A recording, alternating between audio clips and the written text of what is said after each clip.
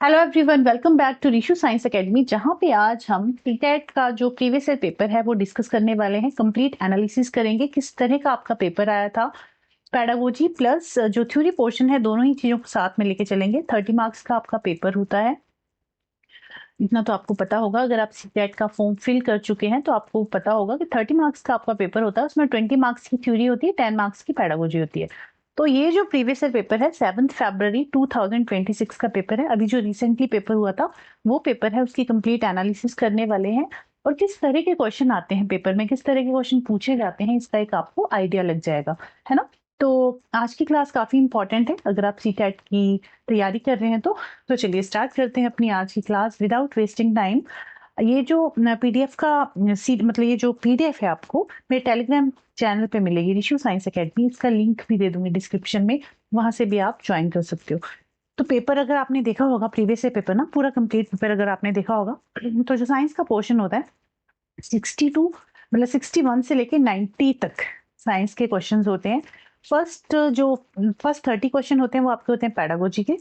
उसके बाद मतलब चाइल्ड डेवलपमेंट एंड पेडागोजी होते हैं फर्स्ट वो पार्ट में। सेकंड पार्ट में मैथ और साइंस का होता है, तो 30 मार्क्स के का मैथ होगा आपका, 30 to 60 मैथ होगा, 61 से 90 फिर आपका साइंस होगा। फिर उसके बाद हिंदी और इंग्लिश के 30 क्वेश्चन होते हैं। तो इस तरह से आपका पेपर 5 पार्ट्स में डिवाइड है। पहले पार्ट में चाइल्ड डेवलपमेंट एंड पेडागोजी आएगी, child development and pedagogy. Second में मैथ्स होगा एंड थर्ड पार्ट में साइंस होगी। उसके अलावा उसके बाद फोर्थ और फिफ्थ जो है, जो कौन कौन सी लैंग्वेज, लैंग्वेज 1 लैंग्वेज 2 जो भी आपने चूज की है, इंग्लिश हिंदी, तो वो होगी। ठीक है। तो 1 2 3 4 5 पार्ट्स हैं 30 मार्क्स के एंड 150 इसमें टोटल क्वेश्चन होते हैं। तो इतना तो आपको पता होगा। तो ये जो क्वेश्चन है 61 क्वेश्चन टोटल, मतलब 90 तक हम पूरे क्वेश्चन डिस्कस करने वाले हैं। तो चलिए स्टार्ट करते हैं आज का first question. First question read कीजिए। कुछ क्वेश्चन हो सकता है ऐसे होंगे आपको लगता होगा कि ये हमने किया है, बट एक्चुअली क्या है, एक पूरा कंपाइल सेशन कंपाइल करके मुझे आपको पढ़ाना था, मतलब दिखाना था कि किस तरह से पेपर पूछा जाता है, पेपर में किस तरह के क्वेश्चन पूछे जाते हैं। इसलिए इसको पूरा मैंने कंपाइल करके मैं सोचा एक क्लास ले लूँ ताकि आपको आइडिया हो जाए। जो फर्स्ट टाइम पेपर देने वाले हैं बच्चे, उनको पता चल जाए कि किस तरह के क्वेश्चन जो है पेपर में पूछे जाते हैं। ठीक है। तो 61 जो क्वेश्चन है वो है, you are provided with China rose indicator. Chemistry का क्वेश्चन है, एसिड बेस और सॉल्ट वाले चैप्टर से क्वेश्चन है। इंडिकेटर के बारे में पूछा है, चाइना रोज इंडिकेटर कैसा है, नेचुरल इंडिकेटर है, तो नेचुरल इंडिकेटर से क्वेश्चन पूछा गया है।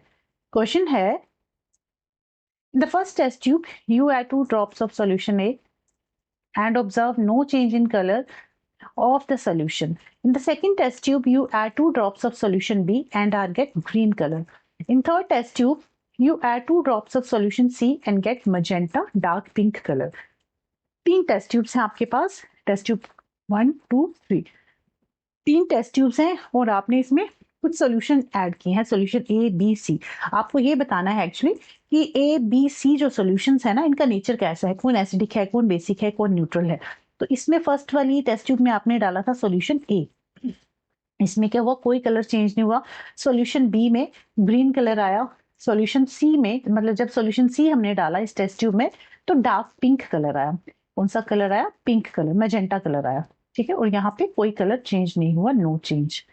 तो जो नेचुरल इंडिकेटर है चाइना रोज इंडिकेटर, उसकी अगर मैं बात करूं, आपको बताऊं, चाइना रोज इंडिकेटर जो है एसिडिक में कौन सा कलर देता है, एसिडिक में ये पिंक कलर देगा, बेसिक में ये ग्रीन कलर देता है, बेसिक में ग्रीन कलर देगा। और अगर कोई सॉल्यूशन न्यूट्रल है तो न्यूट्रल में कोई चेंजेस नहीं आएंगे सॉल्यूशन में। तो अब आपको इतना आइडिया लग गया होगा, जिसमें कोई चेंज नहीं आया तो इट मीन ये जो सॉल्यूशन है ये कैसा होगा, न्यूट्रल होगा। जिसमें ग्रीन कलर आया है ये सॉल्यूशन कैसा होगा, बेसिक होगा। एंड जो सी पिंक कलर है, मजेंटा कलर आया है, ये सॉल्यूशन आपका एसिडिक होगा। ठीक है। तो आपका ए बी सी आपने फाइंड आउट कर लिया, ए है न्यूट्रल, बी है बेसिक, सी है एसिडिक। तो ए है neutral, B basic, C acidic is given in option number 2। Option number 2 में ये ऑप्शन दे रखा था, ए उदासीन, बी क्षारकीय, सी अम्लीय। एबीसी का हमें नेचर बताना था कि एबीसी सॉल्यूशन जो है उनका नेचर कैसा है। तो आई होप ये जो फर्स्ट क्वेश्चन है आपको समझ में आया होगा। सेकंड क्वेश्चन पे चलते हैं, क्वेश्चन नंबर 62। दो स्टेटमेंट्स हैं। स्टेटमेंट फर्स्ट है, an object can have non zero mechanical energy but zero momentum. Second है, और an object can do zero work even if the force acting on object is non zero. Physics का question है। First statement ये कह रही है कि कोई भी जो ऑब्जेक्ट है can have non zero mechanical energy, मतलब उसकी जो मैकेनिकल, एक मिनट मेरा पेन कहाँ गया, उसकी जो मैकेनिकल एनर्जी है वो जीरो नहीं है, ठीक है, नॉन जीरो है, मतलब कोई वैल्यू है उसकी। जो मैकेनिकल एनर्जी है, mechanical energy is non zero, मतलब जीरो नहीं है ये, ठीक है। एंड अगर can have non zero mechanical energy but जो मोमेंटम है वो उसका जीरो है, मोमेंटम जो है दैट इज जीरो। मोमेंटम का मतलब होता है मोशन, मतलब उसने मोशन नहीं किया, ठीक है, उसने मूवमेंट नहीं की, मोशन नहीं किया, उसका जो मोशन है वो तो जीरो है, बट मैकेनिकल एनर्जी जो है दैट इज नॉट जीरो। तो ये स्टेटमेंट सही है या गलत है ये आपको बताना है। तो जो फर्स्ट स्टेटमेंट है दैट इज ट्रू, बिकॉज जो मैकेनिकल एनर्जी है ना, देखो मैकेनिकल एनर्जी एक्चुअली होती क्या है, मैकेनिकल एनर्जी होती है मेरा, हाँ, मैकेनिकल एनर्जी होती है potential, kinetic energy plus potential energy, kinetic energy plus potential energy. तो काइनेटिक एनर्जी क्या होती है, काइनेटिक एनर्जी होती है ड्यू टू मोशन, मोशन की वजह से जो एनर्जी हमारी लग रही है that is kinetic energy. Potential energy होती है ड्यू टू पोजीशन या फिर when object is at rest, ठीक है, दैट इज पोटेंशियल एनर्जी। तो इसमें काइनेटिक एनर्जी तो नहीं लग रही है, काइनेटिक एनर्जी तो क्या है, काइनेटिक एनर्जी तो मतलब जो मोशन अगर जीरो है तो काइनेटिक एनर्जी भी जीरो है, बट पोटेंशियल एनर्जी कब लगती है, when object is at rest, है ना। तो ये जो पोटेंशियल एनर्जी है ना ये जीरो नहीं है, तो मैकेनिकल एनर्जी जो है that is not equal to zero, this statement is true. और मोमेंटम जो मोशन है वो जीरो है, ठीक है, क्योंकि काइनेटिक एनर्जी भी क्या है, जीरो। क्लियर। तो फर्स्ट स्टेटमेंट तो सही है। सेकंड स्टेटमेंट है an object can do zero work even if the force acting on the object is non zero, मतलब हम किसी चीज पे अगर फोर्स लगा रहे हैं तो वो जीरो, तो वो जीरो, तो जो सेकंड स्टेटमेंट है an object can do zero work even if the force acting on the object is non zero, एक एग्जांपल से समझाती हूँ आपको। देखो सबसे पहले ये समझो, जो वर्क होता है ना, कोई भी हम काम करते हैं, कोई भी वर्क करते हैं तो it requires force and displacement, है ना। फोर्स प्लस डिस्प्लेसमेंट होगा, वहां उसको हम कहेंगे कि हमने कुछ वर्क किया। फोर्स भी होना चाहिए प्लस डिस्प्लेसमेंट भी होना चाहिए in the direction of force, जिस डायरेक्शन में हम फोर्स लगा रहे हैं उस डायरेक्शन में, ठीक है। बट अगर कोई डिस्प्लेसमेंट नहीं हो रहा है, नो डिस्प्लेसमेंट, डिस्प्लेसमेंट नहीं हो रहा है, या फिर दो कंडीशंस होते हैं, या तो डिस्प्लेसमेंट नहीं हो रही है, या तो जो डिस्प्लेसमेंट हो रही है, displacement that is perpendicular to, वो क्या है, परपेंडिकुलर है किसके, that is perpendicular to the force. जो या तो डिस्प्लेसमेंट नहीं हो रही है, ठीक है, तो हम कहेंगे कि अगर डिस्प्लेसमेंट नहीं हो रही है तो हम कहेंगे कि जो फोर्स लग रही है दैट इज नॉन जीरो, है ना। या फिर डिस्प्लेसमेंट जो है that is perpendicular to the force, जो डिस्प्लेसमेंट लग रही है वो फोर्स के परपेंडिकुलर लग रही है ना, तो हम कहेंगे work done is zero. Sorry, work done zero कब कहेंगे, देखो ये है कि जब कोई काम हुआ ना तो फोर्स प्लस डिस्प्लेसमेंट होनी चाहिए, बट वर्क डन जीरो कब होगा, वर्क डन जीरो कब कहेंगे, जब कोई डिस्प्लेसमेंट नहीं हो रही है ना, तो हम कहेंगे वर्क डन जीरो हुआ, क्योंकि दोनों चीजें होनी चाहिए, फोर्स भी और डिस्प्लेसमेंट भी। अगर डिस्प्लेसमेंट नहीं है तो वर्क डन कितनी हुई, जीरो हुई।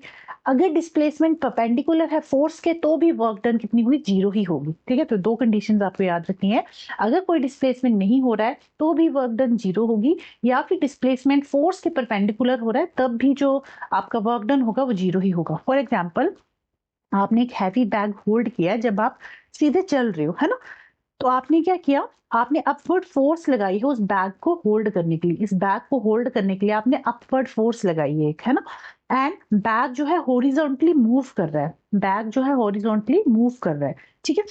अब जो फोर्स है दैट इज अपवर्ड, ऊपर की तरफ लग रही है, बट द मूवमेंट जो है दैट इज हॉरिजॉन्टल, मूवमेंट जो है हॉरिजॉन्टल है, and the force does not work on the bag, तो जो फोर्स है ना वो बैग पे वर्क नहीं कर रहा है, ठीक है।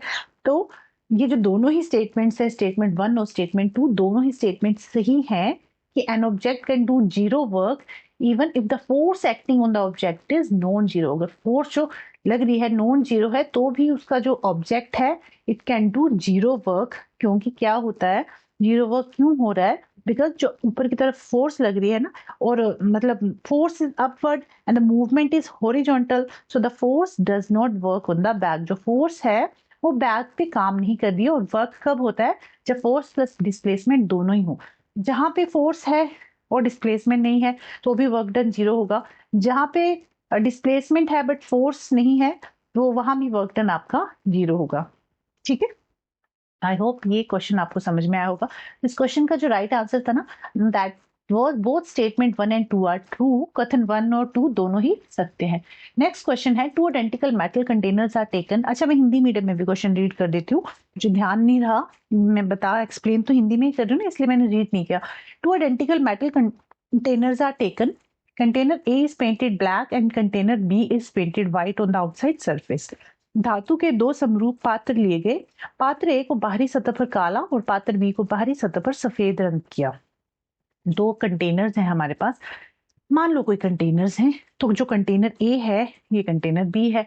कंटेनर A को ब्लैक कलर से पेंट किया और कंटेनर B को व्हाइट कलर से पेंट किया गया। अब क्वेश्चन में पूछा है, both the containers are kept in direct sunlight. अच्छा, इन्होंने कहा है कि जो कंटेनर्स हैं दोनों, उनको डायरेक्ट सनलाइट में रख दीजिए। स्टेप 2 में आप क्या करेंगे, आफ्टर फ्यू आवर्स, कुछ घंटों के बाद, both the containers are kept in a shady area. दोनों कंटेनर्स को धूप से उठाएंगे और छांव में रख देंगे। ठीक है, तो अब इन्होंने कहा है, which of the following will be observed. जब आप ये स्टेप करेंगे तो आप क्या ऑब्जर्व करेंगे? ठीक है, तो हमें पता है, देखो जो ब्लैक कलर होता है ना, वो गुड एब्जॉर्बर होता है। गुड एब्जॉर्बर होता है तो वो जल्दी से हीटअप हो जाएगा। ठीक है, और उसी तरह गुड एब्जॉर्बर के साथ साथ गुड एमिटर भी होता है। जितनी जल्दी वो हीट को एब्जॉर्ब करता है उतनी जल्दी हीट को एमिट भी करता है। तो दैट्स वाई जो ब्लैक ए कंटेनर है जिसको हमने ब्लैक कलर से पेंट किया है, जब आप इसको सनलाइट में रखोगे ना तो एकदम से हीटअप हो जाएगा ये। ठीक है, because it is good absorber. जैसे ही आप छांव में रखेंगे तो ये गुड एमिटर भी है, तो दैट्स वाई जल्दी से ठंडा भी हो जाएगा। ठीक है, और जो व्हाइट कलर है वो इसके बिल्कुल ऑपोजिट है। जितना ज्यादा टाइम हीट एब्जॉर्व करने में लगाएगा उतना ही ज्यादा टाइम हीट एमिट करने में भी लगाएगा। तो अब स्टेटमेंट देख लीजिए क्या दे रखी है। फर्स्ट है कि container B will gain heat faster than container A, whereas container A will lose heat faster than container B. जी नहीं, जो कंटेनर ए है ना वो जल्दी एमिट करेगा और जल्दी लूज करेगा। Container A will gain as well as lose heat faster than container B. तो जो सेकंड स्टेटमेंट है ये स्टेटमेंट सही है कि पात्र ए पात्र बी की अपेक्षा अधिक शीघ्रता से ऊष्मा ग्रहण करेगा और खोएगा। तो सेकंड स्टेटमेंट जो है सही स्टेटमेंट है, इस क्वेश्चन का राइट आंसर होगा। तो देखो किस तरह से क्वेश्चन पूछे गए हैं, स्टेटमेंट बेस्ड क्वेश्चन भी है, डायरेक्ट क्वेश्चन भी है। आगे देखते जाइए किस तरह के क्वेश्चन जो है एग्जामिनर ने पूछे हैं। नेक्स्ट है, why it is difficult to cut with a blunt knife as compare to sharp one. तेज चाकू की तुलना में कुंद चाकू से काटना क्यों मुश्किल होता है? आपने देखा होगा किचन में, अगर आपने आपका नाइफ शार्प है तो आप जल्दी जल्दी वेजिटेबल्स कट कर सकते हो। अगर नाइफ आपका शार्प नहीं है, ब्लंट है, तो आपको सब्जियां या कुछ भी काटने में दिक्कत होगी, है ना। तो इन्होंने कहा कि ऐसा क्यों होता है, डिफिकल्ट क्यों है कि ब्लंट नाइफ से हम इजिली कट नहीं कर सकते। तो इसका एक कॉन्सेप्ट है, प्रेशर चैप्टर आपने पढ़ा होगा, फोर्स एंड प्रेशर में आपने देखा है, पढ़ा है, pressure is equal to force upon area. अगर तो हम प्रेशर को अगर तो जो एरिया है वो डिक्रीज करेगा ना, तो प्रेशर क्या करेगा, इंक्रीज करेगा। और अगर एरिया इंक्रीज करेगा तो प्रेशर डिक्रीज करेगा। ठीक है, तो चाकू ये जो नाइफ है इसके केस में एरिया क्या हो रहा है, डिक्रीज या इंक्रीज? एरिया इंक्रीज, जिस वहां से हम काटेंगे वो ब्लंट हो रहा है, एरिया इंक्रीज हो रहा है।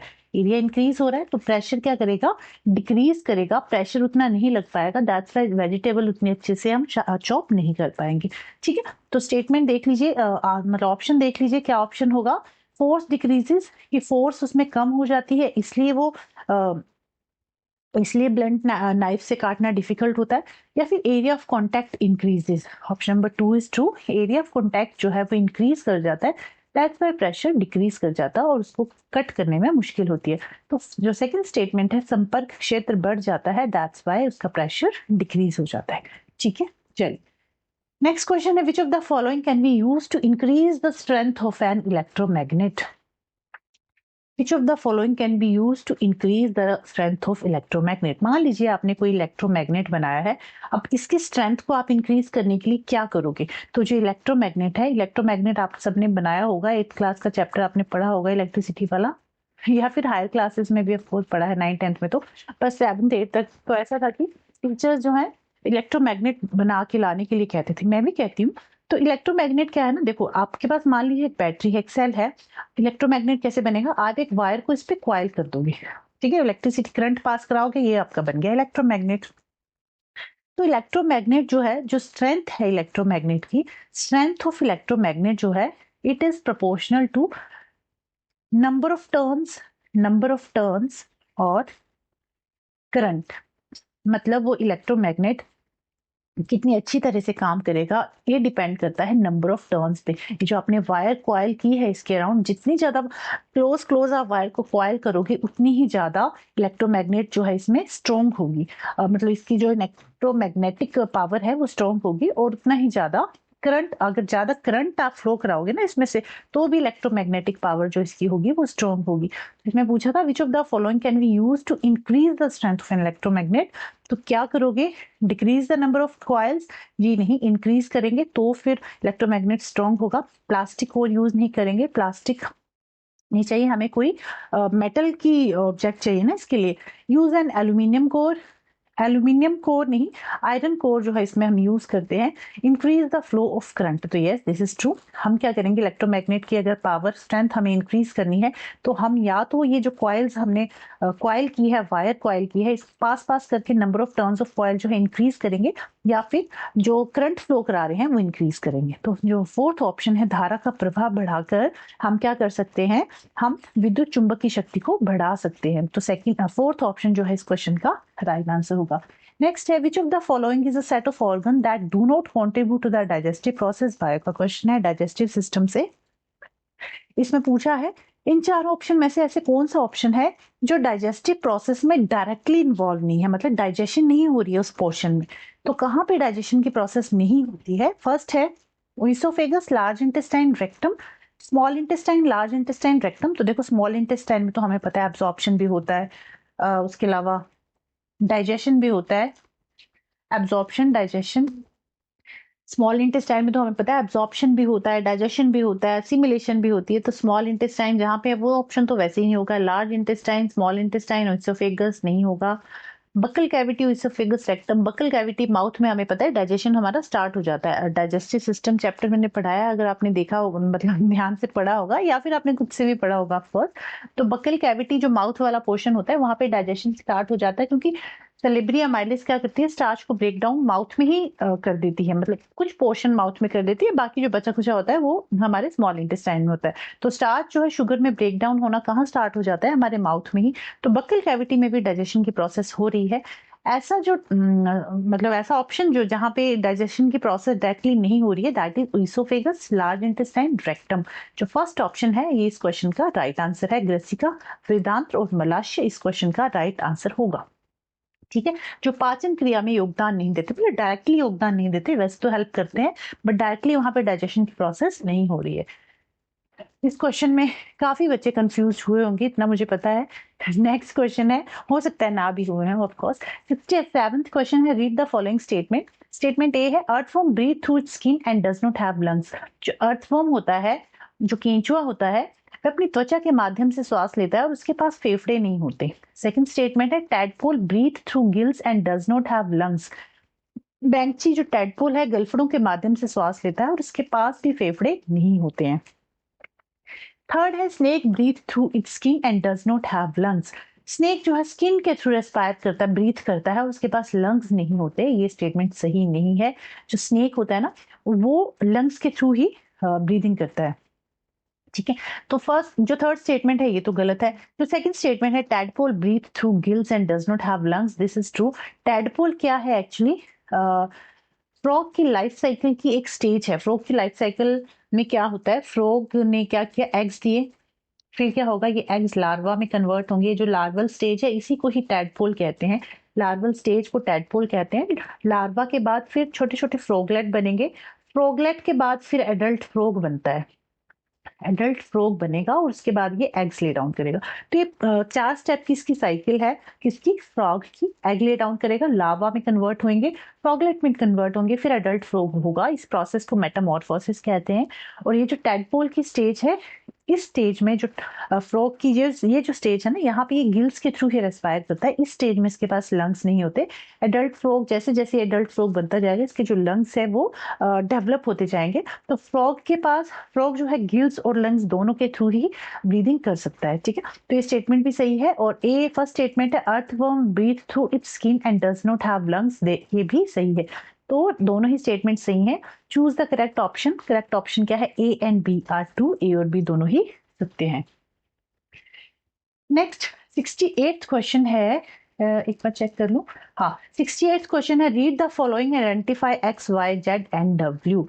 नीचे दिए की स्टेटमेंट्स को रीड करो, आपको बताना है एक्स वाई जेड डब्ल्यू है क्या। फ्लावर वाले पोर्शन से क्वेश्चन है।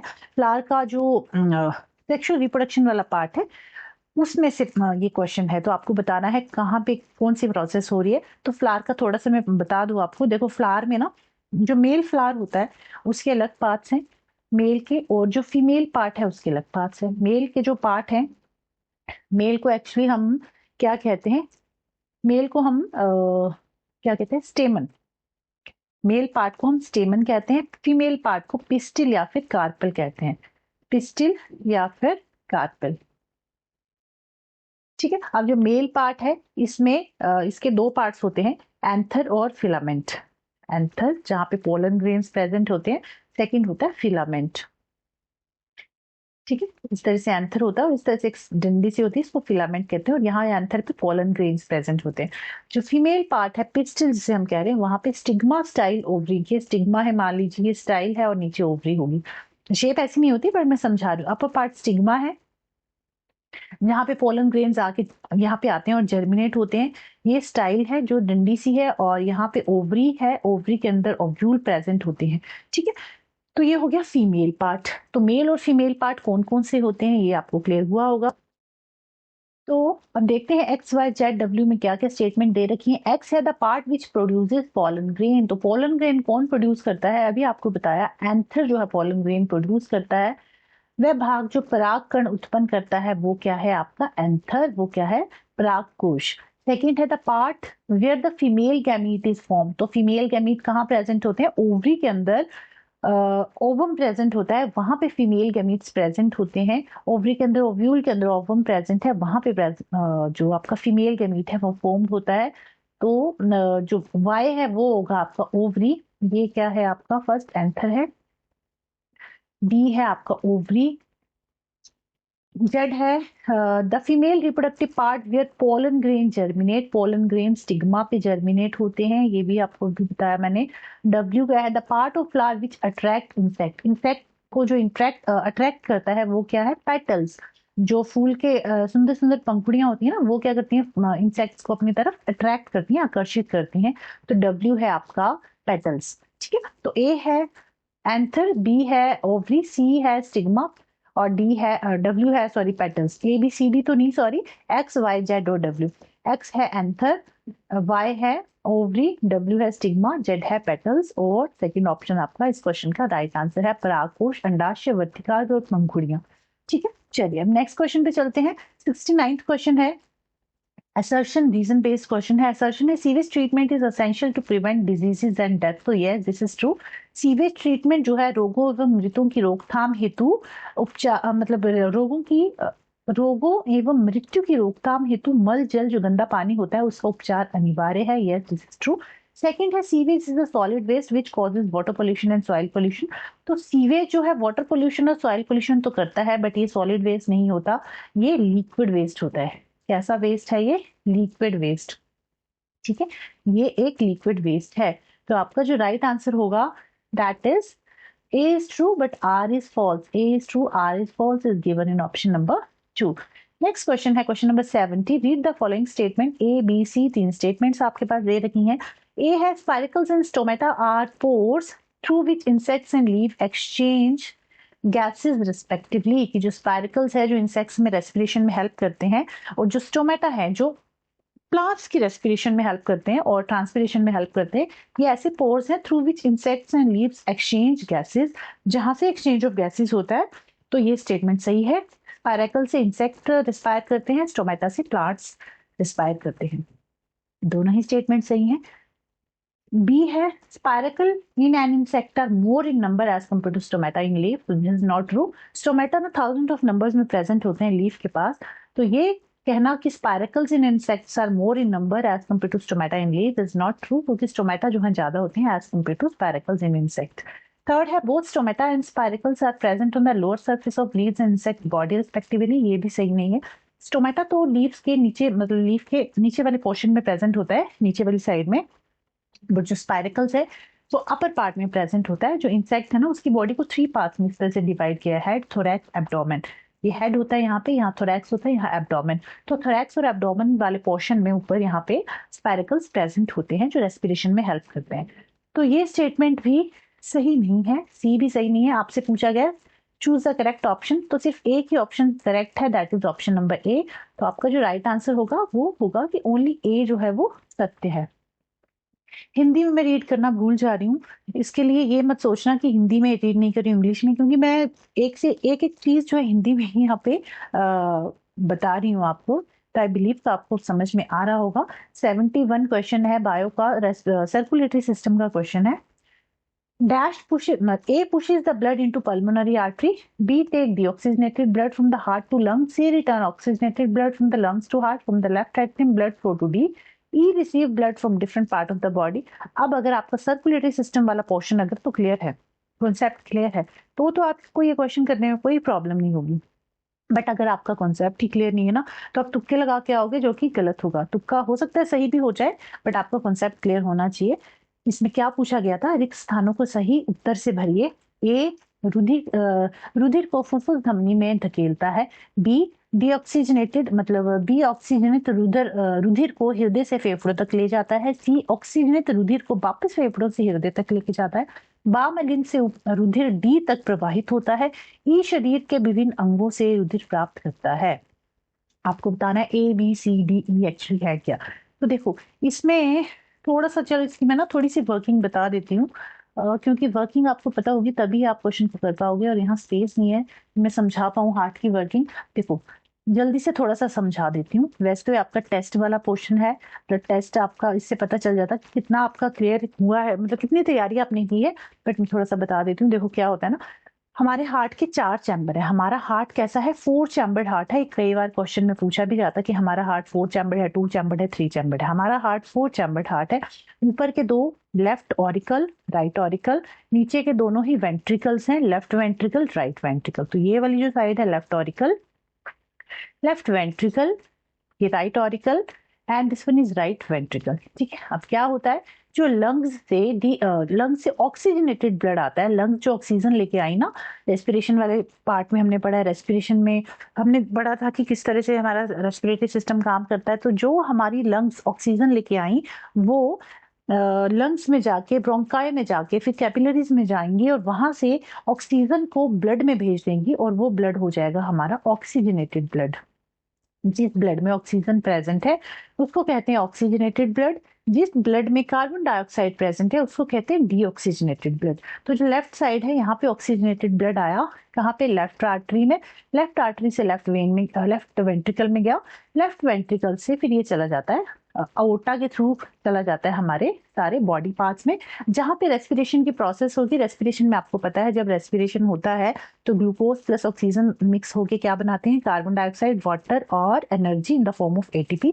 और ये जो कार्बन डाइऑक्साइड यहाँ पे रेस्पिरेशन में रिलीज हुआ ना, ये वाला कार्बन डाइऑक्साइड अब ब्लड में मिक्स हो जाएगा, और ये वाला ब्लड कहाँ चला जाएगा, ये वाला ब्लड अब चला जाएगा आपके राइट वेंट्रिकल में। राइट वेंट्रिकल से कौन सा ब्लड है, ये डीऑक्सीजनेटेड ब्लड, क्योंकि ये ब्लड क्या कर रहा है, कार्बन डाइऑक्साइड लेके आता है। जो रेस्पिरेशन में कार्बन डाइऑक्साइड रिलीज हुई उस ब्लड को, उस कार्बन डाइऑक्साइड को ब्लड लेके आ रहा है, राइट ऑरिकल के पास गया, हार्ट के राइट ऑरिकल में गया, राइट ऑरिकल से राइट वेंट्रिकल में गया, राइट वेंट्रिकल से फिर ये चला जाएगा वापस से लंग्स में। इतना तो आपको वर्किंग समझ आ गई, कहाँ से कौन सा ब्लड आ रहा है, कहाँ को जा रहा है। लंग्स से ऑक्सीजनेटेड ब्लड आया, लेफ्ट ऑरिकल में गया, लेफ्ट ऑरिकल से लेफ्ट वेंट्रिकल में, यहाँ से बॉडी में चला गया। बॉडी में रेस्पिरेशन की प्रोसेस हुई, कार्बन डाइऑक्साइड रिलीज हुआ, फिर से ब्लड में मिक्स हुआ। ब्लड इस कार्बन डाइऑक्साइड को लेके चला गया हार्ट के राइट ऑरिकल के पार्ट में, राइट ऑरिकल से राइट वेंट्रिकल में गया, राइट वेंट्रिकल से लंग्स में चला गया। और ये प्रोसेस इस तरह, लंग्स में जब कार्बन डाइऑक्साइड चली जाएगी कैपिलरीज कार्बन डाइऑक्साइड को ले लेंगी और ऑक्सीजन को दे देंगी, ये कार्बन डाइऑक्साइड फिर ब्रीदिंग के थ्रू हमारे नोज के थ्रू बाहर चली जाती है। ठीक है, तो इस तरह से हमारी प्रोसेस होती है पूरी। अब ये तो आपको पता चल गया कौन सा ब्लड कहाँ से कहाँ को जा रहा है, बट इस ब्लड को लेके कौन आ रहा है, लेके कौन जा रहा है, ये इंपॉर्टेंट है, मतलब ये भी इंपॉर्टेंट है। तो ऑक्सीजनेटेड ब्लड को लेफ्ट ऑरिकल में कौन लेके आया, तो ये लेके आएंगी पल्मोनरी वेन। ठीक है, पीवी सिंधु से याद रख लेना, पल्मोनरी वेन जो है लेफ्ट ऑरिकल से इस ऑक्सीजनेटेड ब्लड, सॉरी लंग्स से ऑक्सीजनेटेड ब्लड कौन लेके आया, पल्मोनरी वेन लेके आई। ठीक है, अब ये ब्लड चला गया लेफ्ट वेंट्रिकल में, लेफ्ट वेंट्रिकल से बॉडी में जो ब्लड गया तो इसको बॉडी में किसने भेजा, ओटा ने भेजा। ठीक है, एक पल्मोनरी वेन यहाँ याद रखना है, ओटा इसको बॉडी तक लेके जा रहा है, ये याद रखना है। अब इस साइड आओ, राइट साइड में बॉडी से जो ब्लड गया डीऑक्सीजनेटेड ब्लड राइट ऑरिकल में, ये कौन लेके जा रहा है, तो ये हमारी वीना केवा लेके जा रही है। कौन लेके जा रहा है, वीना केवा। ठीक है, और ये वीना केवा इस ब्लड को ले गया राइट ऑरिकल में, राइट ऑरिकल से ब्लड आ गया राइट वेंट्रिकल में। अब राइट वेंट्रिकल से लंग्स तक जो ब्लड लेके जा रहा है वो कौन लेके जा रहा है, वो लेके जा रहा है पल्मोनरी आर्टरी। पल्मोनरी आर्टरी, देखो वैसे तो आर्टरी क्या है, ऑक्सीजनेटेड ब्लड कैरी करती है, वेन जो है डीऑक्सीजनेटेड ब्लड कैरी करती है, बट ये दो एक्सेप्शंस है। पल्मोनरी आर्टरी यहाँ पे डीऑक्सीजनेटेड ब्लड लेके आ रही है, पल्मोनरी वेन यहाँ पे ऑक्सीजनेटेड ब्लड लेके आ रही है। ठीक है, तो आई होप ये वर्किंग आपको समझ में आई होगी। अब अगर ये वर्किंग समझ में आई है ना, तो इस क्वेश्चन का आंसर आप खुद बताओगे कि इस क्वेश्चन का सही आंसर क्या है। ठीक है, बाकी चलो मैं बता देती हूँ। A pushes the blood into pulmonary artery, A ने क्या किया, ब्लड को पल्मोनरी आर्टरी में पुश किया। तो पल्मोनरी आर्टरी में ब्लड को किसने पुश किया था, यहाँ देखो पल्मोनरी आर्टरी में ब्लड को किसने भेजा, किसने पुश किया, तो राइट वेंट्रिकल ने पल्मोनरी आर्टरी में ब्लड को पुश किया, तो ये होगा आपका राइट वेंट्रिकल। तो लेफ्ट वेंट्रिकल वाले ऑप्शन तो आप काट दो, सेकंड या थर्ड में से कोई आपका एक आंसर होगा। ए है राइट वेंट्रिकल। नेक्स्ट है B, take deoxygenated blood from the heart to lungs. B क्या है, ऑक्सीजनेटेड, सॉरी बी क्या है, डी ऑक्सीजनेटेड ब्लड लेता है from heart to lungs. Heart to lungs deoxygenated blood कौन ले रहा है, B take deoxygenated blood from heart to lungs. Heart से लंग्स में डीऑक्सीजनेटेड ब्लड कौन भेज रहा है, पल्मोनरी आर्टरी। देखो ये सॉरी, ये पल्मोनरी आर्टरी ने क्या किया, डीऑक्सीजनेटेड ब्लड को कहाँ भेजा, लंग्स में भेजा है ना, ये लंग्स में भेजा यहाँ पे। तो ये है आपका पल्मोनरी आर्टरी।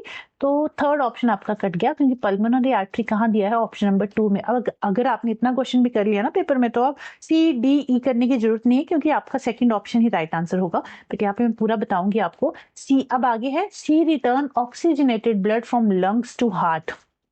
सी क्या करता है, ऑक्सीजनेटेड ब्लड को लंग्स से हार्ट में भेजता है। तो कौन भेज रहा था लंग्स से हार्ट में oxygenated blood, pulmonary vein. Pulmonary vein, C क्या है, पल्मोनरी वेन। उसके बाद from the left atrium blood flows to the D. Left atrium से ब्लड कहाँ चला जाता है, लेफ्ट वेंट्रिकल में, तो डी है लेफ्ट वेंट्रिकल। उसके बाद क्या है, E receive blood from different parts of the body. E जो है डिफरेंट बॉडी पार्ट से ब्लड को रिसीव कर रहा है। तो कौन कर रहा है बॉडी से ब्लड को रिसीव, ये देखो ये ब्लड आया, कौन कर रहा है इस ब्लड को रिसीव, ये हमारी बॉडी है, बॉडी से ब्लड को रिसीव कौन कर रहा है, राइट ऑरिकल करता है। कौन लेके जाता है, वीना केवा लेके जाता है। तो ये होगा राइट ऑरिकल। तो ई है right auricle, option number second जो है आपका राइट आंसर है। ए है दक्षिण नीले, बी है फुफ्फुस धमनिया, सी है फुफ्फुस शिराएं, डी है बाम नीले, ई है दक्षिण अलिंद। सेकंड ऑप्शन इस क्वेश्चन का राइट आंसर है। 72 क्वेश्चन है, पैडागोजी पोर्शन है ये, बीच बीच में ही पैडागोजी के क्वेश्चन मिक्स है। 20 थ्योरी के होंगे, 10 पैडागोजी होंगे।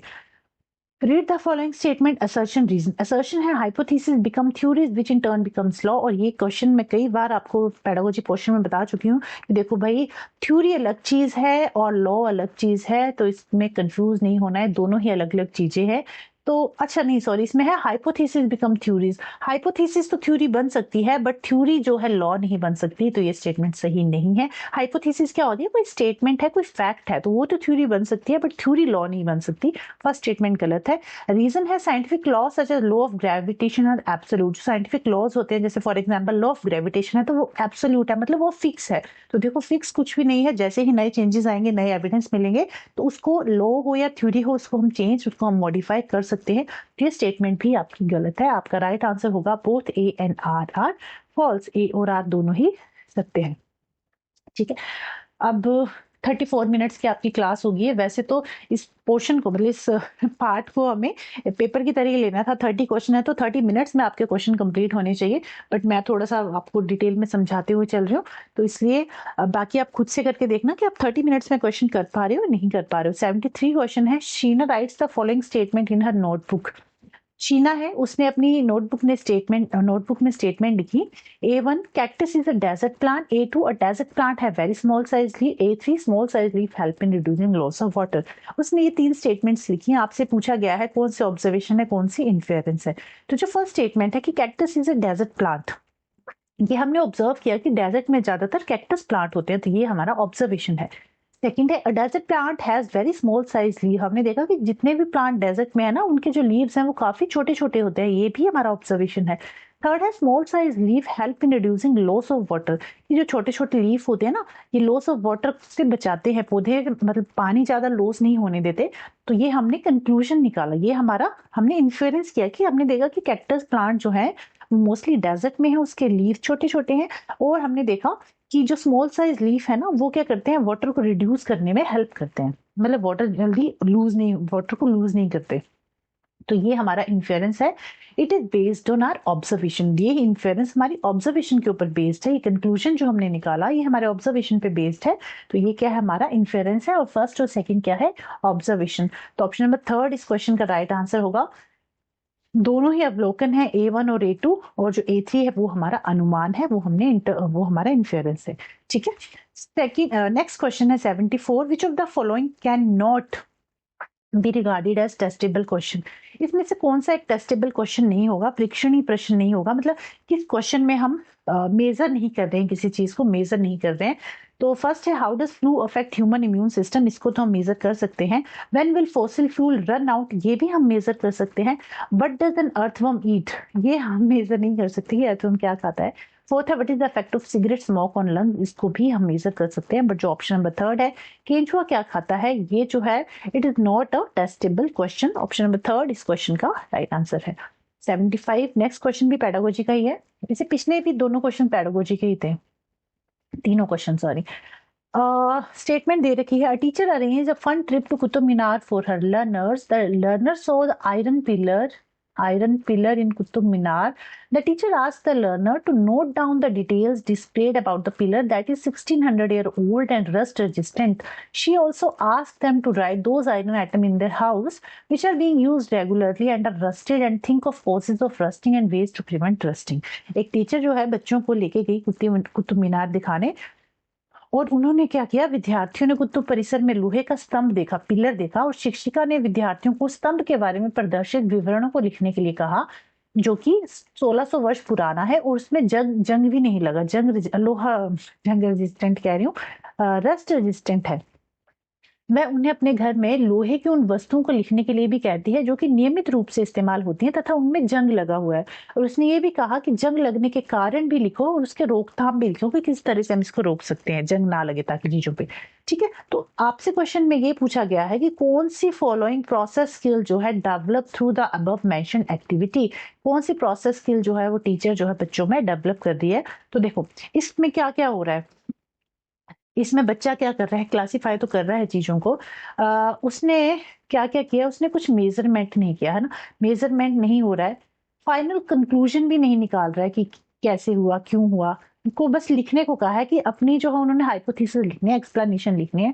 तो इन्फेरेंस नहीं दिया उन्होंने, क्लासिफिकेशन, ऑब्जर्वेशन, मेजरमेंट कुछ नहीं किया उन्होंने। तो थर्ड ऑप्शन जो है जहां पे बच्चों ने क्या किया, सबसे पहले देखो ये सीरीज में अरेंज नहीं है, बट जरूरी नहीं कि प्रोसेस स्किल्स को सीरीज में ही अरेंज किया। आपसे पूछा है कि क्या क्या किया, तो उन्होंने ऑब्जर्व किया। सबसे पहले उन्होंने देखा कि ऑब्जर्व किया कि लोहे का पिलर है जो कि 1600 वर्ष पुराना है। उसके बाद टीचर ने उनको कहा कि आपके घर में जितनी भी चीजें हैं उनके बारे में लिखो, एक एक्सप्लेनेशन लिखिए कि कौन कौन से आपके घर में जो चीजें हैं, आयरन की कितनी चीजें हैं उनके घर में और जो कि वो डेली यूज करते हैं, और जिनमें जंग लग चुका है, और जिनमें जंग लग चुका है उनका कारण लिखना है कि कैसे उनमें जंग लगा और उस जंग से प्रिवेंट कैसे कर सकते हैं, वो सब हाइपोथेसिस में आ जाएगा। ठीक है, उन्होंने ऑब्जर्वेशन किया, हाइपोथेसिस की, क्लासिफिकेशन किया, क्लासिफाई किया, क्या क्लासिफाई किया उन्होंने? जब आयरन पिलर को देखा जो कि 1600 वर्ष पुराना था और वो रस्ट रेजिस्टेंट था, ठीक है, तो वो किस तरह से वो उसको क्लासिफाई करेंगे कि हमने मतलब ये उनकी क्लासिफिकेशन में आ गया। She also asked them to, फिर ये जो एंड की लाइंस है ये उनकी हाइपोथेसिस, उसमें ये एक्सप्लेन बच्चे जो है एक्सप्लेन करेंगे। उन्होंने कुतुब मीनार को देखा, वो आ गया ऑब्जर्वेशन में, उसके बाद उन्होंने क्लासिफिकेशन की और उसके बाद उन्होंने एक प्रॉपर अपनी एक एक्सप्लेनेशन तैयार की जिसे हम हाइपोथेसिस कहते हैं। तो ऑप्शन नंबर थर्ड जो है इसका राइट आंसर होगा, वर्गीकरण, अवलोकन और परिकल्पना। ठीक है, चलिए 76 क्वेश्चन है, which of the following does not classify process validity of science curriculum as recommended by the national curriculum framework 2005? निम्नलिखित में से कौन सा राष्ट्रीय पाठ्यचर्या रूपरेखा 2005 द्वारा जिस प्रकार प्रस्तावित है उस प्रकार से विज्ञान पाठ्यचर्या की प्रक्रिया वैधता को पूरा नहीं करता है? कौन सी प्रोसेस वैलिडिटी को शो नहीं कर रहा है? देखो आपसे बेसिकली ये पूछा गया है कि कौन सा ये नहीं दिखा रहा कि जिसमें हम साइंस को मतलब कौन सी ऐसी एक्टिविटी है जहां पे बच्चा जो है एक्टिव नहीं है। मीनिंग ये है इसका कि कहाँ बच्चा एक्टिव नहीं है। प्रोसेस वैलिडिटी का मतलब होता है स्टूडेंट्स को एंगेज करना एक्टिविटीज में जहां पे साइंटिफिक इंक्वायरी हो, एक्सप्लेनेशन हो, रीजनिंग हो, रेदर देन रोट मेमोराइजेशन। जहां बच्चा रोट मेमोराइजेशन नहीं कर रहा है, एक्टिवली इन्वॉल्व है, तो ऐसी कौन सी एक्टिविटी है चारों में से जहां बच्चा एक्टिविटी कर रहा है, खुद से एक्टिवली इन्वॉल्व है, चीजों को रट नहीं रहा? तो कौन सा ऐसा ऑप्शन है? फर्स्ट ऑप्शन है स्टूडेंट डिस्कस द प्लॉस। अच्छा, नोट बताना है कौन सा है जो प्रोसेस वैलिडिटी को फॉलो नहीं कर रहा है ना, जहां पे एक्टिविटी नहीं हो रही है वो बताना है हमें। Student discuss the possible outcome of connecting a piece of rubber hairpin lead to open ends of an electric circuit. तो यहाँ पे तो बच्चा एक्टिवली इन्वॉल्व होगा। सेकेंड है student involve develop hypothesis for germination of seed kept in a dry cotton cloth and moist cotton cloth. दोनों के बीच की वो क्लासिफाई करेगा और हाइपोथेसिस तैयार करेगा। ये भी यहाँ भी बच्चा एक्टिवली इन्वॉल्व होगा। थर्ड है student involve in making a list of elements given in the periodic table. तो यहाँ बच्चा एक्टिवली इन्वॉल्व नहीं है, बच्चे ने क्या किया, बुक से देखा और नोटबुक में छाप दिया, लिख दिया। तो this is not an activity, यहाँ कुछ एक्टिविटी वो नहीं कर रहा है, रोट मेमोराइजेशन हो रही है इसमें। फोर्थ है student investigate the acidity and basicity of different house hold item. यहाँ भी बच्चा एक्टिवली इन्वॉल्व है। जो ऑप्शन नंबर थर्ड है विद्यार्थी आवर्त सारणी में दिए गए तत्वों की सूची बनाने में संलिप्त है, यहाँ पे बच्चा एक्टिवली इन्वॉल्व नहीं है। तो ऑप्शन नंबर थर्ड जो है आपके इस क्वेश्चन का राइट आंसर होगा।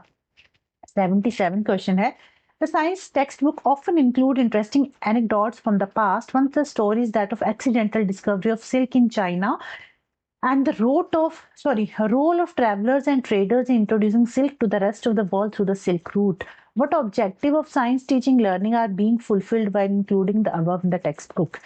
कि आपकी बुक्स जो है ना विज्ञान पाठ्य पुस्तक में प्राय ही अतीत की रुचिकर जो कहानियां होती हैं, वो उपाख्यान होते हैं, वो शामिल होते हैं। ऐसी ही एक कहानी है चीन में रेशम की आकस्मिक खोज की तथा सिल्क रूट के माध्यम से बाकी दुनिया को रेशम के परिचय कराने में यात्रियों एवं व्यापारियों की भूमिका की। उपयुक्त को पाठ्य पुस्तक में शामिल करने द्वारा, ठीक है, तो आपसे ये पूछा गया है कि ये जो उपयुक्त कहानियां दी गई होती हैं, मतलब बुक्स में जो कहानियां दी गई होती हैं, इससे क्या ये जो शामिल किए हैं ना, इसको शामिल करने के द्वारा विज्ञान शिक्षण अधिगम के कौन से लक्ष्य पूर्ण हो रहे हैं? ठीक है, तो क्यों ये कहानियां दी गई होती हैं? फर्स्ट ऑप्शन है to develop an understanding of nature of science, nature of science को डेवलप करने के लिए। टू डेवलप हिस्टोरिकल पर्सपेक्टिव को डेवलप करने के लिए। To develop an appreciation of how science is socially and culturally embedded. या फिर to reduce the burden of science content by including fun stories इसलिए दी होती है ताकि बच्चों का पढ़ने का बोझ कम हो जाए। ऐसा कुछ नहीं है। ABC जो है इस क्वेश्चन का राइट आंसर है। ये इसलिए दी गई होती है कि विज्ञान की प्रकृति की समझ को विकसित हो, ऐतिहासिक दृष्टिकोण विकसित हो, इसकी सराहना विकसित करने की, कैसे विज्ञान सामाजिक तथा सांस्कृतिक रूप से अंतःस्थापित है, कैसे इंटरकनेक्टेड हैं दोनों चीजें, इसलिए आपको ये स्टोरीज दी गई होती हैं। सोशली और साइंटिफिकली किस तरह से, मतलब किस तरह से कल्चर को ये अफेक्ट करती हैं, दैट्स वाई ये स्टोरीज आपको दे रखी हैं। तो ABC इसका राइट ऑप्शन है। ABC दे रखा है ऑप्शन नंबर 2 में, तो ऑप्शन नंबर 2 इस क्वेश्चन का राइट आंसर होगा। 78 है, which of the following task would not contribute to develop scientific temper among students? कौन सी एक्टिविटी है जहां पे साइंटिफिक टेम्पर जो है डेवलप नहीं हो रहा है, मतलब जहां पे साइंटिफिक एक्टिविटीज जो है, जहां साइंटिफिक एक्टिविटीज नहीं हो रही। ठीक है, तो कौन सा है which of the following task would not contribute to develop scientific temper? कौन सा एक साइंटिफिक टेम्पर को नहीं दर्शा रहा है इन चारों में से? जहां पे कौन सी एक्टिविटी है जहां पे बच्चा ना एक्टिवली इन्वॉल्व नहीं है, बेसिकली आपको ये बता रहा है। फर्स्ट है emphasise the historical aspect of development of science concept. यहाँ तो बच्चा इन्वॉल्व होगा actively reading out the tenets of nature of science. Nature of science के ना सिर्फ सिद्धांतों को पढ़ना, तो ये तो कोई साइंटिफिक, यहाँ पे तो कोई साइंटिफिक टेम्पर डेवलप नहीं हो रहा है जहाँ पे वो सिर्फ टेनेट को, सिद्धांतों को पढ़ रहा है नेचर ऑफ साइंस के। थर्ड है encourage the student to ask question, यहाँ पे एक्टिवली इन्वॉल्व होगा। Fourth provide hand on experience to student. First third fourth right option है। सेकंड ऑप्शन जो है इसका क्वेश्चन मतलब फर्स्ट थर्ड और फोर्थ तो सही है, but second is not true, it is not develop scientific temper. कौन सा? Option number 2। 79 है which of the following is the most appropriate strategy to introduce physical properties of metals and non-metals to grade 7 learner as per the inquiry based approach। Class 7th के बच्चों को आपको metals और non metals के बारे में बताना है, तो कौन सी एक अप्रोप्रिएट स्ट्रेटेजी है फिजिकल प्रॉपर्टीज ऑफ मेटल्स और नॉन मेटल्स को पढ़ाने की? कौन सी एक्टिविटी है, कौन सी अप्रोच जो है बेस्ट है जिसके थ्रू बच्चों को आप ये चैप्टर जो है इंट्रोड्यूस कराएंगे, पढ़ाएंगे? फर्स्ट है initiate a discussion on students everyday experience of using metallic and non-metallic substances। Second है define the term sonorous, boiling point, सिर्फ ये तीनों चीजें टर्म डिफाइन कर दो ये, या फिर give a set of materials to student and ask them to reduce the properties of metals and non metals. ये जो है सबसे बेस्ट ऑप्शन है। आपने बच्चों को कुछ चीजें दे दी मिक्स करके, उसमें कुछ मेटल्स की हैं कुछ नॉन मेटल्स की हैं, आप उससे पूछोगे कौन सा मेटल है कौन सा नॉन मेटल्स है, कौन सी मेटल्स की क्या क्या प्रॉपर्टीज होती है, नॉन मेटल्स की क्या क्या प्रॉपर्टी होती है। तो ये जो है बेस्ट स्ट्रेटेजी है जहाँ पे इंक्वायरी बेस्ड अप्रोच होगी, जहाँ पे बच्चा इंक्वायर करेगा, चीजों को समझेगा, एक दूसरे से पूछेगा, टीचर से पूछेगा। तो यहाँ पे इंक्वायरी बेस्ड अप्रोच जहाँ पे बच्चा इंक्वायरी कर रहा है, जहाँ बच्चा एक्टिवेट है। ऑप्शन नंबर थर्ड जो है इसका राइट आंसर होगा। विद्यार्थियों को सामग्री का एक समुच्चय देना तथा उनमें धातुओं और धातुओं के गुण का निगम करने के लिए कहना, या फिर सिर्फ डिफरेंस बता दो physical properties of metals and non metals का ब्लैक बोर्ड पे, ये नहीं। थर्ड ऑप्शन इसका राइट आंसर है। 80 क्वेश्चन है, read the following statement. Statement 1 2 3 तीन स्टेटमेंट्स हैं। फर्स्ट है systematic experimentation need to be introduced in upper primary stage to verify theoretical concept principles. सैद्धांतिक सिद्धांतों को सत्यापित करने हेतु उच्च प्राथमिक स्तर पर सुव्यवस्थित प्रयोग को प्रस्तुत करने की आवश्यकता है। या फिर सेकंड है विज्ञान की प्रकृति को समझने में गतिविधियों और प्रयोगात्मक साक्ष्य एक महत्वपूर्ण भूमिका निभाते हैं, कि एक्टिविटीज और जो एक्सपेरिमेंट है evidence play an important role understanding nature of science. Nature of science को हम बेहतर समझ पाते हैं एक्टिविटीज और एक्सपेरिमेंट्स के थ्रू, तो ये स्टेटमेंट सही है। थर्ड है most concept should be arrived at by inductive approach at upper primary level. कि जो अपर प्राइमरी लेवल है 6 to 8 की बात हो रही है, कि यहाँ पे जो बच्चा सीखता है ना इंडक्टिव अप्रोच के थ्रू सीखता है। इंडक्टिव अप्रोच का मतलब होता है एग्जाम्पल से रूल की तरफ जाना, पहले उनको एग्जाम्पल बताया जाता है फिर उनको डेफिनेशन बताई जाती है।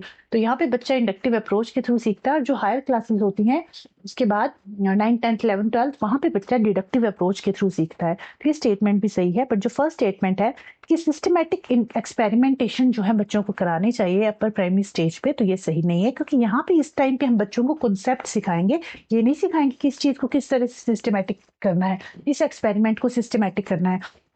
यहीं पे हम बच्चों को टाइट्रेशन नहीं सिखाने बैठ जाएंगे, है ना। तो यहाँ पे जो स्टेटमेंट फर्स्ट है this is not true. Upper primary इस स्टेज पे बच्चों को कॉन्सेप्ट सिखाना जरूरी है, ना कि सिस्टमैटिक एक्सपेरिमेंटेशन करवाना। बच्चा उस टॉपिक को, उस कॉन्सेप्ट को समझ जाए, ये जरूरी है। तो फर्स्ट स्टेटमेंट सही नहीं है, सेकेंड और थर्ड सही है। तो इसका जो राइट आंसर है S2 and S3 are true. कहाँ दिया S2? हाँ, ऑप्शन नंबर 2 में। S2 and S3 are true but S1 is false. Option number 2 इस क्वेश्चन का राइट आंसर होगा। 10 क्वेश्चंस आपके लेफ्ट आउट हैं। अब 81 क्वेश्चन है, before beginning a formally teach a chapter on force in class 6 a teacher hold a discussion in which she asked children to imagine what would they do if they wish to keep a ball rolling on the ground for long distance. How can she most suitably use the children responses? किसी teacher ने ना class 6 के teacher ने बच्चे को force का concept समझाना है, तो वो क्या करेगी? वो कहेगी कि व्हाट वुड यू, वो बताएगी कि आप क्या करोगे if they wish to keep a ball. वो कि बच्चे क्या करेंगे, कि मतलब उनको ऐसा क्या करना है कि वो चाहते हैं कि बॉल जो है ग्राउंड पे रोल रोल रोल होती ही जाए, ठीक है। उसके लिए बच्चे क्या करें? So how can she most suitably use the children responses. मतलब कक्षा 6 में बल पर पाठ का औपचारिक रूप से पढ़ाना आरंभ करने से पहले शिक्षिका एक परिचर्चा रखती है, ठीक है, एक डिस्कशन रखा उसने, जिसमें वह बच्चों की ये कल्पना करने के लिए कहती है कि वे क्या करेंगे अगर गेंद को मैदान की बहुत लंबी दूरी तक लुढ़काए रखना चाहते हैं। तो बच्चों से पूछ रही है, बच्चों के रिस्पॉन्स ले रही है कि क्या करेंगे अगर वो चाहते हैं कि बॉल जो है दूर तक जाए। बच्चों के उत्तरों को कैसे सर्वाधिक उपयुक्त रूप से प्रयोग कर सकती है। टू वैल्यूएट स्टूडेंट्स इसके थ्रू बच्चों को इवेल्युएट कर सकती है, या फिर to assess student preconception. देखो इवेल्युएशन ना जो आपके एग्जाम होते हैं, जो समेटिव असेसमेंट होता है, वहां पे हम बच्चों को इवेल्युएट करते हैं। तो यहाँ पे जब हम क्लास का टॉपिक पढ़ा रहे हैं तो यहाँ में हम बच्चों को इवेल्युएट नहीं करेंगे, यहाँ पे क्या है, बच्चों को असेस करेंगे। तो उनके प्री कंसेप्शन जो है उनको टीचर को पता चल जाएगा। To determine the pedagogical strategy to adopt to teach the concept, उसको ये आइडिया लग जाएगा कि अगर बच्चों को कहीं पे कंफ्यूजन है तो किस पैडागोजिकल स्ट्रेटेजी से वो बच्चों के उस डाउट को दूर कर सकती है। तो बी और सी सही है। डी है to enable student to define force. वो बच्चे ये चाहती है कि बच्चे फोर्स के बारे में बता पाए, उनको इनेबल करना चाहती है, शिक्षार्थियों को बल को परिभाषित करने पर सक्षम बनाए। वो चाहती है कि डेफिनेशन को रट ले और समझा दें। तो ऐसा नहीं है। टीचर चाहती है to assess student preconception, उनके जो कोई प्री कंसेप्शन है या कोई मिसकंसेप्शन है वो टीचर को पता चल जाए। या फिर second, to determine the pedagogical strategy, उसको पैडागोजिकल कौन सी पैडागोजिकल स्ट्रेटेजी को यूज करना है अगर किसी बच्चे में कोई मिसकंसेप्शन है तो।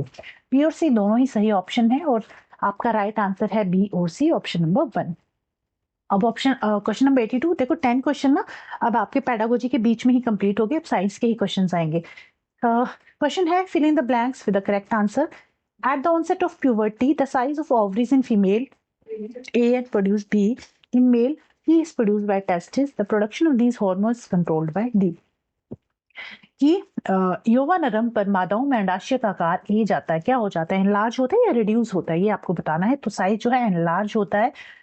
बी उत्पन्न करता है और ओवरी जो है क्या रिलीज करती हैं, 2 हार्मोन रिलीज करती हैं, एक है एस्ट्रोजन एक है प्रोजेस्टेरोन, एस्ट्रोजन एंड एक है प्रोजेस्टेरोन। प्रोजेस्टेरोन 2 हार्मोन्स रिलीज करती है। बी क्या होगा, या एस्ट्रोजन या प्रोजेस्टेरोन। तो यहाँ पे क्या दे रखा है वो अब हम देखेंगे अभी। देखो पहले देख लेते हैं। ए क्या होगा, एनलार्ज। ए एनलार्ज फर्स्ट ऑप्शन में है, सेकंड में है नहीं, थर्ड में है और फोर्थ में भी नहीं है। 2 ऑप्शन आपके एलिमिनेट हो गए। तो ए आपका एनलार्ज होगा, बी आपका क्या होगा, एस्ट्रोजन या प्रोजेस्टेरोन। ए फर्स्ट ऑप्शन, बी थायरोक्सिन दे रखा है जो कि गलत है, और यहाँ पे एस्ट्रोजन दे रखा है, ये सही है, ऑप्शन नंबर 3। सी क्या है, नर में वृषण द्वारा सी उत्पन्न होता है। जो मेल है सी प्रोड्यूस बाय टेस्टिस। टेस्टिस क्या प्रोड्यूस करती है, टेस्टोस्टेरोन प्रोड्यूस करती है। सी होगा testosterone. Production of these hormone, ये जो हार्मोन रिलीज करते हैं ना, हो रहे हैं हमारी बॉडी में, it is controlled by D. तो कौन कंट्रोल करता है, पिट्यूटरी ग्लैंड, जो कि हमारी पिट्यूटरी ग्लैंड जो कि हमारी क्या है, मास्टर ग्लैंड है, वो D. The production of these hormone is controlled by D. D क्या है हमारा, पिट्यूटरी ग्लैंड। तो ऑप्शन नंबर 3 जो है राइट आंसर होगा। ए है बर्ड, बी है एस्ट्रोजन, सी है टेस्टोस्टेरोन सॉरी, एंड डी है पीयूष ग्रंथि। ठीक है, चलिए ऑप्शन नंबर 3 इस क्वेश्चन का राइट आंसर है। नेक्स्ट है फिर फिजिक्स का क्वेश्चन है 83। A circuit comprising 3 identical bulbs and switches connected in different arrangement as given below, in which arrangement will the bulb glow the brightest. एक circuit है उसमें 3 डिफरेंट बल्ब लगा रखे हैं, स्विच इज कनेक्टेड। एक circuit है उसमें 3 आइडेंटिकल बल्ब्स हैं, 3 एक तरह के बल्ब है, ठीक है, और it is connected in different arrangement. हमें बताना है किस अरेंजमेंट में बल्ब ज्यादा ग्लो करेंगे। फर्स्ट अरेंजमेंट में क्या है, arrangement be all bulbs in parallel, सारे बल्ब, तीनों बल्ब को ना इस तरह से पैरेलली लगाया, एक यहाँ पे लगाया, एक यहाँ पे लगाया, एक यहाँ पे लगाया, ठीक है, इस तरह से यहाँ पे 3 बल्ब को पैरेलल लगाया। अरेंजमेंट सी में क्या किया, 2 bulbs in parallel connected in series with the third bulb, 2 bulb को तो पैरेलल लगा दिया और एक को सीरीज में लगा दिया। अरेंजमेंट डी में क्या किया, 2 bulbs in series connected in parallel with the third bulb, 2 bulb in arrangement D, 2 bulbs in series, 2 bulb इस तरह से सीरीज में लगे हैं और एक पैरेलल लगाया है। अरेंजमेंट डी में क्या किया, सारे बल्ब को सीरीज में लगा दिया, सारे बल्ब इस तरह से एक लाइन में लगे 2 3 4, ठीक है, और यहाँ पे बैटरी से कनेक्ट कर दिया। हमें बताना है इन चारों में से कौन सी सीरीज में बल्ब जो है जल्दी ग्लो मतलब ज्यादा ग्लो करेगा। ये ए अरेंजमेंट थी, है ना, सॉरी बी अरेंजमेंट थी, बी अरेंजमेंट, ये सी अरेंजमेंट, 2 बल्ब्स इन पैरेलल, ये सी थी अरेंजमेंट हमारी, ये डी अरेंजमेंट है और ये ए अरेंजमेंट है। कौन सी सीरीज में, मतलब कौन सी ए बी सी डी में कौन से अरेंजमेंट में बल्ब जो है ज्यादा अच्छे से ग्लो करेगा। तो देखो अगर मैं सीरीज की बात करूँ ना, सीरीज में पता क्या होता है, जो करंट है वो सेम रहता है। सीरीज में जो करंट फ्लो हो रहा है वो सेम फ्लो होता है, करंट सेम रहता है और वोल्टेज डिवाइड हो जाता है। यहाँ पे सीरीज है ना, ये सीरीज सब में, तीनों में ही सेम ही करंट आएगा, तीनों में सेम करंट आएगा, वोल्टेज डिवाइड हो जाता है। बट अगर पैरेलली हमने किसी चीज को लगाया है, पैरेलल पैरेलल में लगाया है ना, तो क्या होता है, जो आपका वोल्टेज है ना वो सेम रहता है, पैरेलल में वोल्टेज सेम रहता है। पीवी से याद आप रख लेना, पैरेलल में वोल्टेज सेम रहेगा और करंट डिस्ट्रीब्यूट हो जाएगा, ठीक है।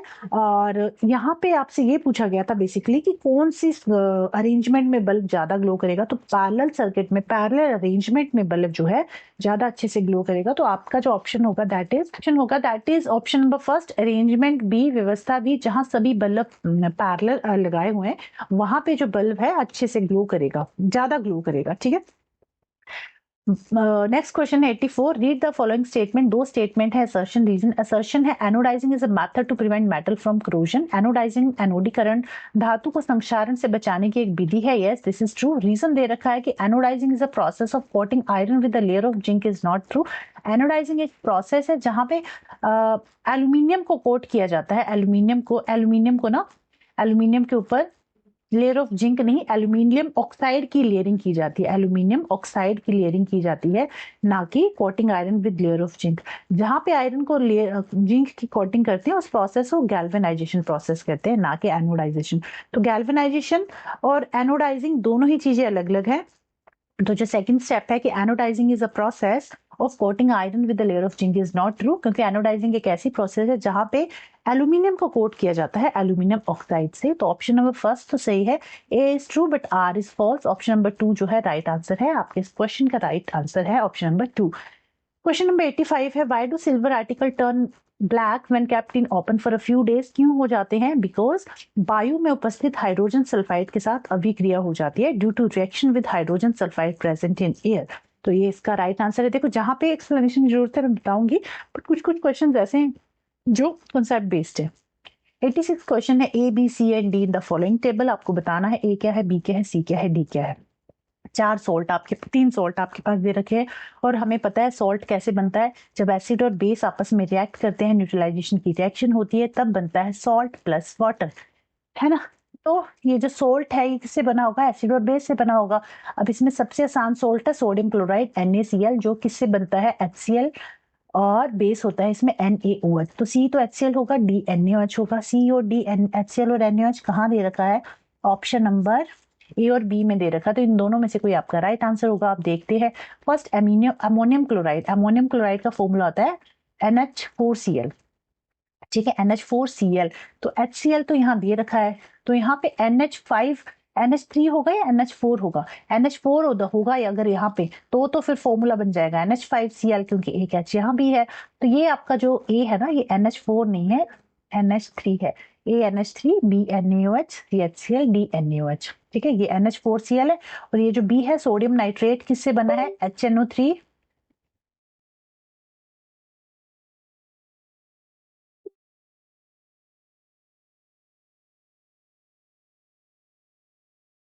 सोडियम नाइट्रेट जो है किससे बना है? HNO3 प्लस NaOH से। तो बी आपका NaOH है। तो आपका जो राइट आंसर है that is option number 2। Option number 2 इस क्वेश्चन का राइट आंसर हो जाएगा। क्वेश्चन नंबर 87 है, read the following statement. Step 1 है, a few spoon of sugar are dissolved in water to prepare a concentrated sugar syrup.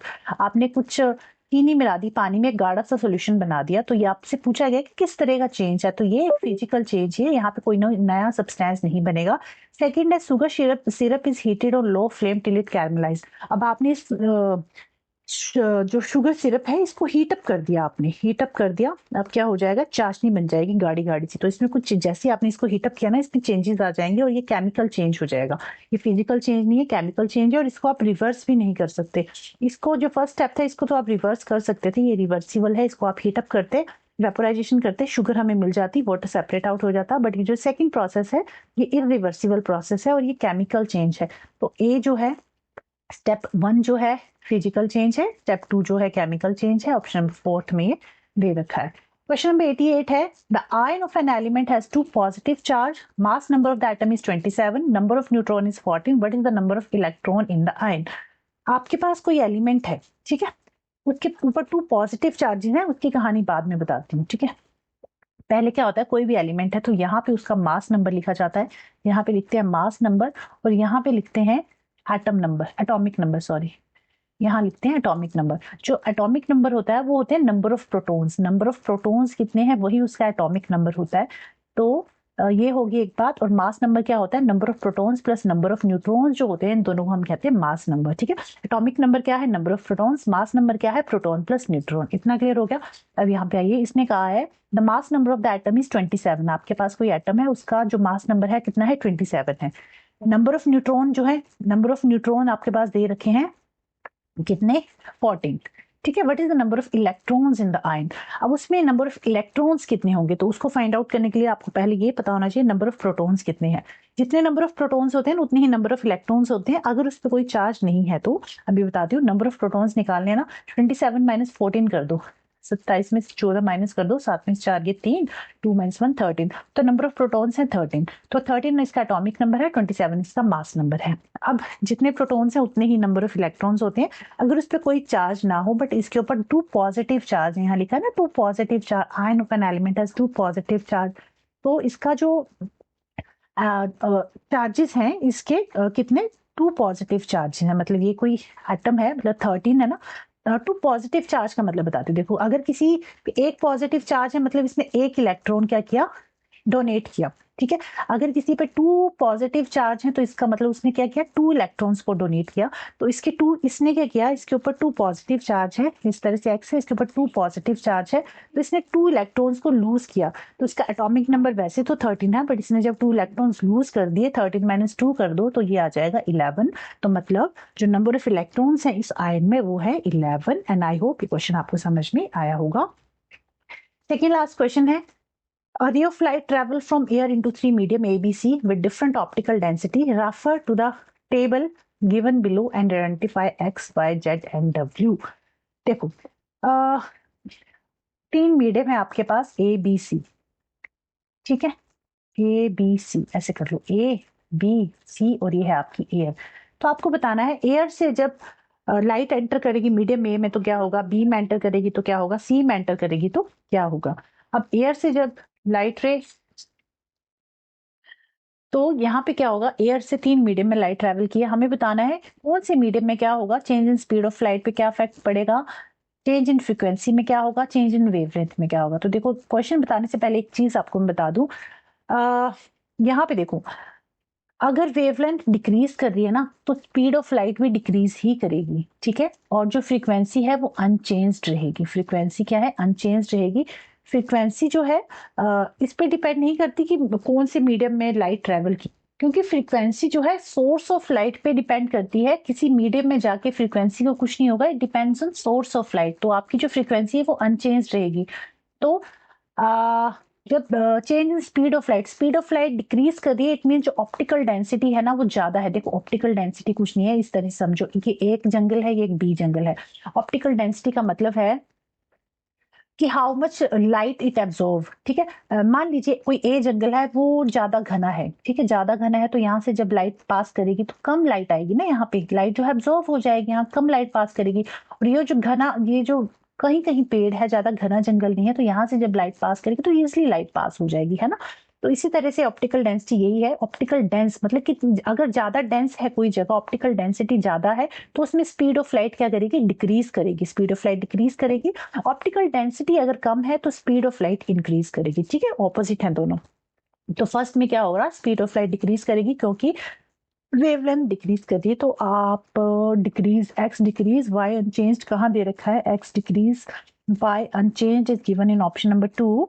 तो बाकी सारे option eliminate हो गए, एक्स डिक्रीज कर रहा है, वाई रिमेन अनचेंज्ड। और बाकी अगर नीचे जाऊँ ना, air to medium B, air to medium B में अगर लाइट जब जाएगी मीडियम बी में तो क्या हो रहा है, स्पीड ऑफ लाइट इंक्रीज कर दी, स्पीड ऑफ लाइट इंक्रीज कर दी है मतलब इसकी ऑप्टिकल डेंसिटी कम है। तो अगर स्पीड ऑफ लाइट इंक्रीज कर दी है तो वेवलेंथ भी क्या करेगी, इंक्रीज करेगी, क्योंकि मैंने अभी बताया आपको स्पीड ऑफ लाइट और वेवलेंथ जो है सेम रहेंगी। डिक्रीज कर रही है तो ये भी डिक्रीज करेगी, अगर स्पीड ऑफ लाइट इंक्रीज कर रही है तो वेवलेंथ भी इंक्रीज करेगी। तो जेड हो गया आपका इंक्रीज एंड जेड हो गया इंक्रीज। उसके अलावा air to medium C change in speed of light remain same, ये रिमेन सेम रहेगी। Change in frequency of W आपको बता रहा है, डब्ल्यू क्या रहेगा, अनचेंज रहेगा, क्योंकि it depends on source of light, और यहाँ पे भी कोई चेंज नहीं हो रहा है, ठीक है। तो आई होप ये क्वेश्चन क्लियर हुआ होगा। ऑप्टिकल डेंसिटी क्या होती है? It is measure of how much material absorb light, and उसके अलावा इसमें आपको ये चीज याद रखनी है कि जो स्पीड ऑफ लाइट डिक्रीज करेगी ना, तो वेवलेंथ भी डिक्रीज करेगी, स्पीड ऑफ लाइट इंक्रीज करेगी तो वेवलेंथ भी इंक्रीज करेगी। तो ऑप्शन नंबर सेकंड जो है इस क्वेश्चन का राइट आंसर है। नेक्स्ट क्वेश्चन है आपका, read the following statement, situation A situation B, दो स्टेटमेंट्स आपके पास दे रखी हैं। फर्स्ट है growth and branching of roots in the A horizon and B horizon is advantages for absorption of water and minerals. C horizon है rich in humus which make soil soft and porous. देखो soil को अगर vertical section में आप cut करेंगे ना, तो ए B सी इस तरह से तीन हॉरिजन होते हैं, ए बी सी। तो जो ए हॉरिजन होता है ना, वो ज्यादा उसमें क्या ह्यूमस प्रेजेंट होती है एज कम्पेयर टू बी। यहाँ पे मिट्टी मिट्टी मिट्टी, और क्या होगी यहाँ पे वो मैनर वगैरह ऊपर वाली लेयर में होते हैं, ए लेयर में। बी लेयर ए से कम फर्टाइल होती है, और सी लेयर में पत्थर चट्टाने वगैरह होती हैं। यहाँ पे भी पत्थर होते हैं, छोटे छोटे पत्थर भी होते हैं, और सॉइल भी होती है। ए सॉइल जो है ज्यादा न्यूट्रेंट होते हैं ए में as compare to B and C. तो इसमें इसने कहा है कि growth and branching of root in A and B horizon is advantages for absorption of water and minerals. A और बी में जो रूट्स होती हैं, तो वो क्या है, वाटर एंड मिनरल्स को एब्जॉर्ब करती हैं। तो ये स्टेटमेंट सही है। और जो बी स्टेटमेंट है कि C horizon is rich in humus is not true. C horizon is not rich in humus, A horizon जो है ह्यूमस में रिच होती है। यहाँ पे ये जो ए लेयर है, यहाँ पे ज्यादा सॉइल जो है, सॉइल फर्टाइल होती है यहाँ की। सी में तो वैसे भी रॉक्स होती है। तो ये स्टेटमेंट आपकी गलत है। आपका राइट आंसर होगा only situation A is true. तो ऑप्शन नंबर फोर्थ, केवल स्थिति ए जो है सत्य है। तो ये तो हो गया हमारा एक पेपर। आज के 30 क्वेश्चन हमने कंप्लीट किए 1 घंटे में, जो कि हमें 30 मिनट्स में कंप्लीट करने चाहिए। पेपर में आप ऐसे मत करना, मैं तो थोड़ा डिटेल में आपको समझा रही थी ना, दैट्स वाई हमने 1 घंटा लगाया। पेपर में आप 25-26 मिनट के अंदर अंदर अपना पेपर वाइंड अप कर लेना, क्योंकि 5 सेक्शन है, हर सेक्शन में इक्वल कम टाइम ही ले, 30 तो नहीं बट 20-25 मिनट लेके चलोगे ना, तो ज्यादा अच्छा है, ठीक है। तो ये हो गया हमारे टोटल 30 क्वेश्चंस। आज की क्लास कैसी लगी, अच्छी लगी, नहीं लगी? ये क्लास जस्ट आपको एक दिखाने के लिए था। मैं बताना चाहती थी कि किस तरह का पेपर एक्चुअली आता है। कुछ बच्चे ऐसे भी हैं जो फर्स्ट टाइम पेपर दे रहे हैं, इसका और कोई मोटो नहीं है, इसलिए देख कर कराना चाहती थी ये फर्स्ट क्लास, ताकि बच्चों को आइडिया हो जाए कि क्वेश्चन आते किस तरह से हैं साइंस के, है ना।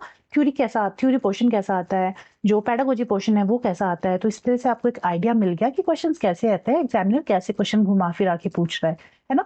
तो चलिए मिलते हैं नेक्स्ट क्लास में। क्लास अच्छी लगी हो तो चैनल को सब्सक्राइब जरूर करना, ताकि अपकमिंग जो भी वीडियो आए उसका मैसेज नोटिफिकेशन आपके पास आ जाए। और उसके अलावा ये नोट्स आपको मेरे टेलीग्राम चैनल पे मिलेंगे, रिशु साइंस अकेडमी। और क्लास को जो भी बच्चे सीटेट की तैयारी कर रहे हैं उनके साथ शेयर जरूर करें, अपने फ्रेंड्स के साथ, एंड फ्रेंड्स एंड फैमिली में जो भी आपका प्रिपरेशन कर रहा है। बाकी मिलेंगे हम नेक्स्ट क्लास में नेक्स्ट टॉपिक के साथ। तब तक के लिए बाय बाय, टेक केयर।